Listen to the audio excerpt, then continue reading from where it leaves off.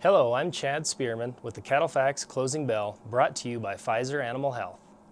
Corn stocks levels are historically low both in the U.S. and around the rest of the world. Corn prices have settled back off the summer highs as 2012 comes to an end, and there are signs of some rationing, especially on a domestic basis. U.S. export sales are running at the lowest levels in over 20 years. Ethanol production levels are also running well below 2010 and 2011 levels, and reduced usage levels from the livestock feeding sector are expected to continue into 2013. However, plenty of uncertainty remains, especially as the month of January approaches, when the fresh fundamental data will be released. July 2013 corn futures have worked seasonally lower from the summer highs above $8 to recent lows near $7 per bushel. From a seasonal perspective, July corn futures prices tend to remain under pressure into early December, followed by renewed strength into the first quarter. The strength can be found in the seasonal price indexes, whether measuring the past 5 years all the way through the past 30 years. The fundamental news in January will include the final crop production estimate for U.S. corn and the quarterly grain stocks report. If 2012 U.S. corn production is revised more than 150 million bushels lower, the bullish bias could quickly resurface. The stocks report will determine what the level of corn usage was during the September through November 2012 timeframe and whether or not current usage projections by the USDA are on track or not.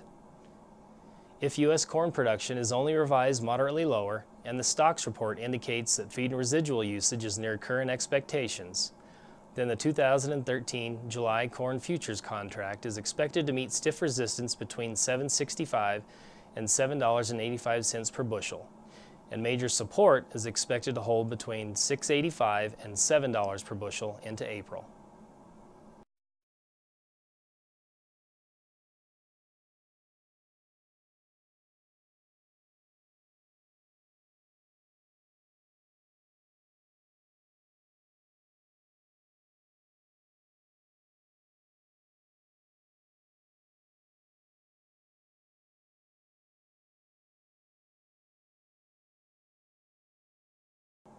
The fed cattle market was largely untested at press time this week.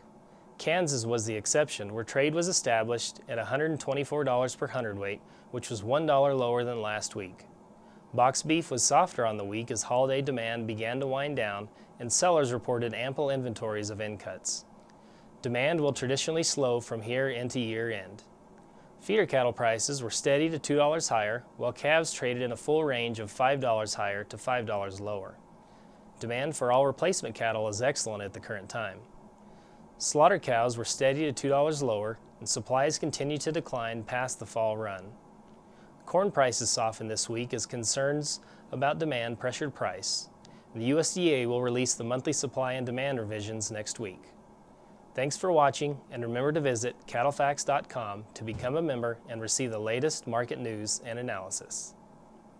The beef business has never been for the faint of heart. The pressures are real, the risks are high, but the opportunities have never been greater. So how do you sort through it all to decide which way to go? For more than 40 years, Cattle Facts has led the way. Become a member at www.cattlefacts.com. We're the time-proven leader in research, analysis, and information, equipped with the industry's most powerful database. Our team is impartial, objective, our vision is global, and our focus is you. Cattle Facts, the deciding factor.